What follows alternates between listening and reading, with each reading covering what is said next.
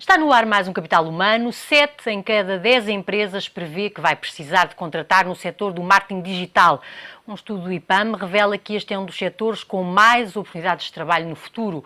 O e-mail marketing continua a ser o canal privilegiado, mas está a perder terreno para as redes sociais. 21% já recorre a anúncios no Facebook, mas também ao LinkedIn, ao YouTube e ao Twitter. Em Portugal há 141 mil jovens desempregados. Escolher um curso com empregabilidade garantida é uma das principais preocupações quando estamos em plena fase de candidaturas ao ensino superior. O Instituto Português de Administração e Marketing garante 93% de empregabilidade aos seus diplomados e acaba de lançar uma pós-graduação em marketing digital para responder às necessidades do mercado. Hoje no Capital Humano temos Filipe Carrera, ele que é responsável pelo estudo e coordenador desta pós-graduação. Porquê é que decidiram lançar esta pós-graduação? Acham que de facto há uma necessidade de mercado grande nesta área? Bom, esta pós-graduação supre justamente uma necessidade muito grande que eu vejo fundamentalmente na área da comunicação e do marketing. Eu não acredito neste momento que possa haver profissionais com futuro, com empregabilidade, nestas áreas, sem valências na área do digital. Isto é, neste momento, se calhar temos profissionais que estão à procura de emprego nesta área e não encontram porque não têm valências nesta área, mas temos outros casos, justamente de pessoas que estão com bons empregos, está tudo a correr bem, mas, no entanto, estão rapidamente a correr para uma cova profissional, porque não têm essas valências. Do marketing digital? Do marketing digital. Porque o futuro do marketing passa pelo marketing digital. O futuro do marketing passa por ter valências na área do digital. O marketing não se vai tornar digital, o marketing será sempre o marketing. A questão é que o marketing vai ter outras peças no menu. É como se isto fosse um restaurante. Nós temos vários itens no menu e agora temos também a parte digital. Temos uma componente digital em que as empresas não podem passar ao lado. Isso não pode acontecer, porque os clientes estão lá. E eles têm que ir comunicar com eles ali, exatamente. Não é? A empresa tem que ir ter com os clientes, não é os clientes quem têm que ir ter com a empresa. Por isso, o cliente tem que ser encontrado onde ele está. E as redes sociais e os motores de busca é onde o cliente está. Todos nós andamos lá. Por isso não faz sentido. E as empresas o que sentem é que não têm pessoas com formação suficiente para responder a este novo desafio.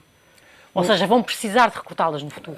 Segundo o nosso próprio estudo, 71% das empresas indicam que as necessidades nesta área vão aumentar, certamente. Já em 2013, quando fizemos o primeiro barómetro, se verificava que 63% das empresas diziam exatamente a mesma coisa, o que quer dizer que notamos um acréscimo entre 2013 e 2014.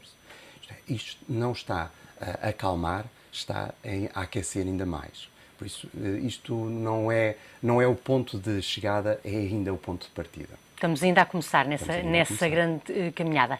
E quando falamos em marketing digital, uma pessoa que seja especialista nessa área tem que dominar que tipo de competências é que é importante dominar?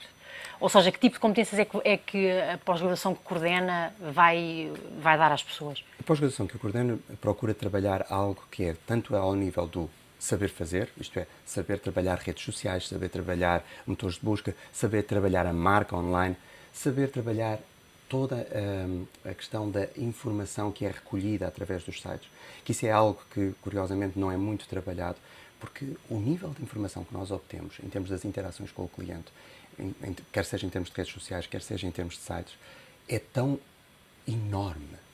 Que pode ser utilizado, não é? Não, e pode ser utilizado, mas é enorme a quantidade de dados que nós temos. Por isso obriga a metodologias específicas, em termos de data mining, por exemplo, para poder trabalhar esses dados.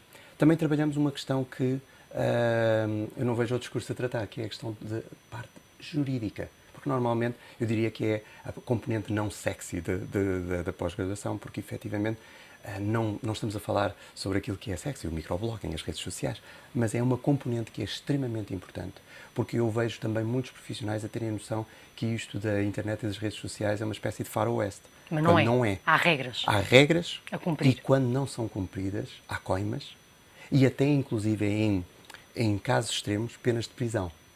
Eu não fazia ideia. Pois, mas em casos que é de difamação ou de não? Tem a ver com, por exemplo, a violação grave em termos da privacidade. E que essa violação grave às vezes é feita por procedimentos que até são habituais em algumas empresas. Dê-me um exemplo. Por exemplo, um caso que nós encontramos... Houve este agora do Facebook, não é? Há pouco tempo. Não, mas eu vou dar um exemplo comezinho, digamos assim, que até vai ser mais fácil de entender por todas as empresas, desde a PME até à grande empresa. Muitas vezes nós temos uma base de dados, uma pequena base de dados, até feita uma folha de cálculo em Excel. E temos, como é lógico, não devemos ter campos em que indicamos a raça da pessoa, a sua orientação sexual. Isto toda a gente toma como bom senso. Há essa limitação. Há essa limitação, como é lógico.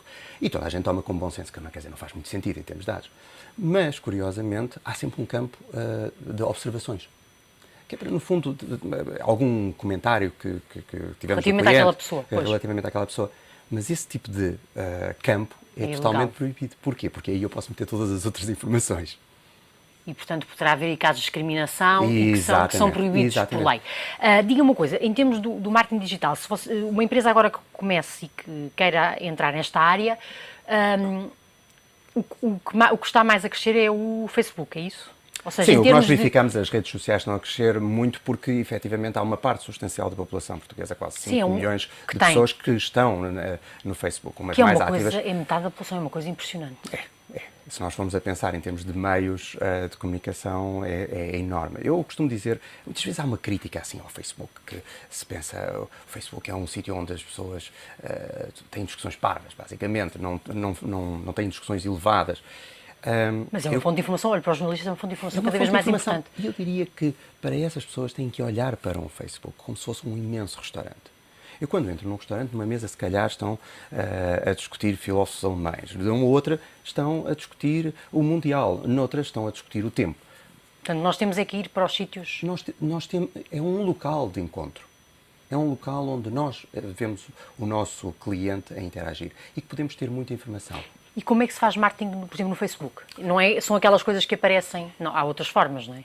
A questão é que temos que ir voltar um bocadinho mais atrás. É a questão, digamos assim, no velho marketing, a ideia é a segmentação demográfica. Eu tenho um determinado nível de rendimento, eu tenho uma determinada idade, target. Eu vivo em determinado sítio, então, logicamente, eu não vou aceder a determinados produtos e outros não. Só que isto está a mudar por completo. Quando nós pensamos, por exemplo, na questão da idade, eu lembro-me o que era uma pessoa com 70 anos quando era miúdo. Era uma pessoa que, basicamente, estava, como se costuma dizer... Ultrapassada. Não, eu diria mesmo com os pés na cova, não é ultrapassada. Agora está a começar uma nova vida. Não se sabe, essa pessoa pode ter uma nova vida. Isto é, pondo no caso extremo, eu posso ter, efetivamente, um surfista em Beja de 60 anos. Pois pode. E há casos. E há casos. Isto, nos anos 70, por exemplo, era impensável. Porquê é que isto é importante e o que é que isto tem em relação com o Facebook? É que o Facebook é a maior base de dados mundial de comportamentos, atitudes e que geram consumo. Eu vou diretamente, em vez de estar a adivinhar o que é que uma pessoa de 60 anos de Beja gosta, eu posso saber o que é que aquela pessoa gosta. Dirigir-me àquela, independentemente dela ser de Beja, de ter 60 anos, ela pode ser fanática do surf. E, portanto, pode comprar produtos associados ao surf. Exatamente. E, portanto, o importante é fazer, de uma forma, algum levantamento, mas isso também depois pode incorrer em coisas ilegais, não é? Algum levantamento desse tipo de preferências? Ou... Não, por exemplo, isso tem a ver páginas associadas. As pessoas fazem os likes, os amigos dessa pessoa fazem likes, o que quer dizer que eu consigo fazer um perfil dessa pessoa. Aí não há grandes problemas, porque a pessoa voluntariamente o faz. E depois essa informação é disponibilizada pela plataforma Facebook em termos dos anúncios que eu posso fazer, dirigir os anúncios a essa pessoa. E o LinkedIn, como é que funciona, por exemplo? Também ainda tem mais informação, não é? O LinkedIn é uma rede profissional, o que quer dizer que a quantidade de dados que são lá colocados tem muito a ver com a atividade profissional e académica das pessoas, o que quer dizer que eu posso aí dirigir-me, por exemplo, quando estamos a falar ao nível das universidades, ao nível dos recrutadores, é uma área muito mais interessante. Aliás, o LinkedIn permite, efetivamente, o recrutador, em vez de fazer o típico processo anterior, que era a colocação de anúncios, esperar as respostas, neste momento pode fazer o recrutamento ao contrário. As pessoas. Pode fazer uma pesquisa e procurar. Muitos recrutadores, a nível de empresas profissionais, não só utilizam, mas têm contas profissionais dentro do LinkedIn, para que possibilite toda uma série de buscas que nada tinha a ver com anteriormente. E mais, são buscas globais. O que quer dizer que quando nós falamos de um mundo globalizado, ele é mesmo globalizado. Isto é, alguém em Portugal pode ser encontrado por uma empresa da Nova Zelândia que lhe propõe um contrato em Singapura. E isto funciona assim. Isto está a acontecer. Cada vez mais funciona assim. E o Twitter? O Twitter não percebo como é que se pode... O Twitter é uma plataforma que é como o bacalhau, há mil e uma maneiras de comer, não é? Isso é verdade. É a mesma coisa. De utilizar, será? O Twitter é uma plataforma que é mais utilizada nos Estados Unidos. Sim, em Portugal não é tanto. Não é tanto, porque eu penso que ainda não temos determinados comportamentos, que eu diria que são comportamentos digitais. Isto é, por exemplo, uma das coisas que nós trabalhamos em termos de pós-graduação é algo que é o ser digital. Por isso nós trabalhamos as ferramentas, mas depois o ser digital. Porque eu posso... Ou seja, como é que se gera a nossa presença no digital, é isso? Ir um pouco mais longe.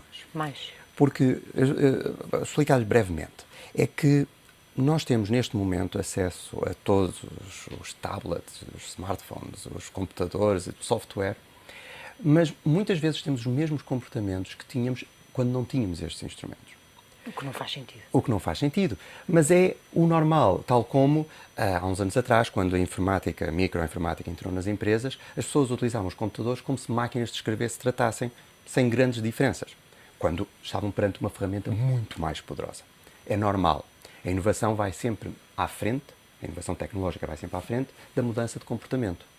Por isso nós o que trabalhamos aqui é uma mudança de comportamento. Porque também tem a ver com uma questão de credibilidade dos nossos alunos. Se nós não temos uma atitude digital, isto é, se a nossa forma de trabalhar, a nossa forma de nos relacionarmos, a nossa forma de comunicar, até a nossa forma de aprender não é digital, como é que nós podemos influenciar outros a serem digitais? Como é que nós podemos influenciar organizações a fazer essa transação? O que é ter um comportamento digital? É utilizar as ferramentas digitais de uma forma em que... Diferente. De comunicação, uma forma... Não só de comunicar de uma forma diferente, mas também, por exemplo, isto para pegar no exemplo do Twitter. Porque uma das coisas que nós incentivamos os nossos alunos é partilharem a sua aprendizagem, aquilo que estão a aprender naquele preciso momento, através do Twitter. Que é uma micromensagem, não é? Exatamente. Basicamente é uma micromensagem que funciona muito como na linguagem jornalística, porque na linguagem jornalística nós temos o título, temos o lead. É um título. São os 140 caracteres, mais ou menos. E a partir daí é que eu vejo a notícia, é que eu vejo o vídeo. É por causa daquele título, é por causa daquele pequeno resumo. Ou seja, e os seus alunos são ensinados a fazer mensagens que sejam eficientes e que captem a atenção, quer no Facebook, quer no Twitter, quer... Exatamente, mas a ir mais longe, a ter essa atitude de a sua primeira iniciativa, digamos... A sua principal preocupação. A sua principal preocupação é partilhar aquilo que estão a aprender. Diga-me uma coisa, houve aí no filme que retrata um bocadinho a questão a construção do Facebook, houve alguma resistência em ser colocada publicidade no Facebook? Pelo fundador. Agora, neste momento, isso já é uma coisa que está ultrapassada, mas assim há uma limitação muito grande, não é? O espaço que é dedicado à publicidade é pouco. Isto vem das anteriores redes sociais. As primeiras redes sociais eram um festival de publicidade. Esse festival de publicidade matou a rede. Por isso é que o tipo de design do Facebook sempre foi um design muito limpo e com pouca poluição. Porque, tal como, por exemplo, vemos o Google, quando nós entramos a primeira página, é sempre a mesma coisa. Agora tem mudado com o Mundial, não é? Fazem mais uns desenhos e mudam sempre assim com algumas coisas. Mas é muito limpo. Mas é muito limpo. Porquê? Porque eles não querem perder as pessoas que querem ter um motor de busca e, neste caso, que querem ter uma rede social. E que pode haver alguma publicidade, mas ela não pode ser massificada. Porque esse é um dos erros dos meios tradicionais, porque nós estamos a bombardear as pessoas com uma média de 3.000 mensagens publicitárias por dia. Aguenta. Aqueles cookies que estão sempre a dizer. Não, e não só, nos meios tradicionais. 3.000 mensagens, você acorda e ao fim do dia foram em média são 3.000 mensagens publicitárias. Já começa a reagir negativamente. Nós temos filtros para isto. Em relação à questão do Google, também ensinam a aparecer no topo dos motores de busca, porque acho que há técnicas, não é, para fazer isso. Há técnicas, mas atenção, se alguém disser que consegue meter a empresa em primeiro lugar, aquele produto em primeiro lugar, é mentira por uma simples razão. É porque o algoritmo que o Google utiliza para fazer a ordenação não só é secreto, como dizia bem, está sempre a alterar. Por isso, é comparável à fórmula da Coca-Cola ou à nossa receita dos pastéis de Belém. Só com uma diferença, é que é dinâmico.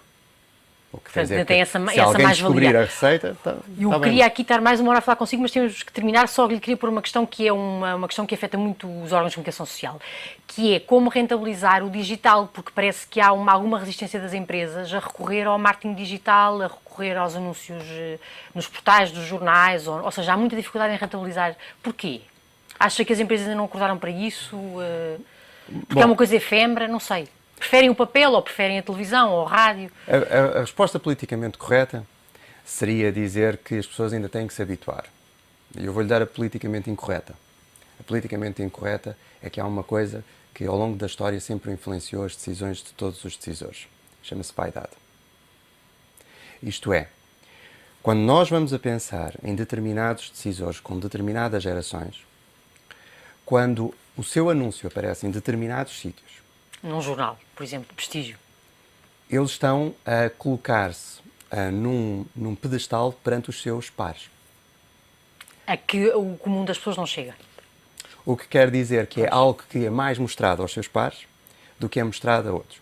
Mas, se nós pensarmos às vezes na utilização de determinadas celebridades, se calhar por trás está o interesse em conhecê-las.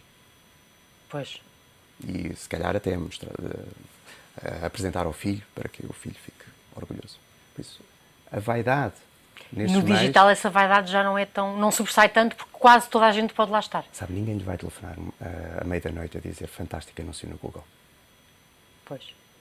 Mas são capazes de lhe telefonar se virem um anúncio na televisão ou se virem... Olha, que isso é uma explicação interessante que se calhar os órgãos de comunicação social deviam começar a pensar nessa explicação, porque se derem a volta a isso talvez consigam encontrar a fórmula mágica para rentabilizar o digital, as versões digitais. A crise tem sido boa nisto. Aí ajuda a pensar o que é que fazemos o investimento. Olha, muito obrigado por ter vindo ao Capital Humano. Ficou muita coisa por dizer, mas já estão aqui algumas pistas que eu acho que são importantes. Filipe Carreira, ele que é coordenador da pós-graduação em Marketing Digital, do IPAM, que acabou de ser lançada. 7 em cada 10 empresas diz que vai precisar de contratar no setor do marketing digital. Um estudo do IPAM revela que este é um dos setores com mais oportunidades de trabalho no futuro. Já sabe, podem encontrar mais oportunidades de emprego e formação no suplemento de Universidades de Emprego do Diário Económico, às segundas-feiras. Voltamos na próxima edição com mais um tema de Capital Humano, o recurso mais importante de qualquer economia ou empresa de sucesso.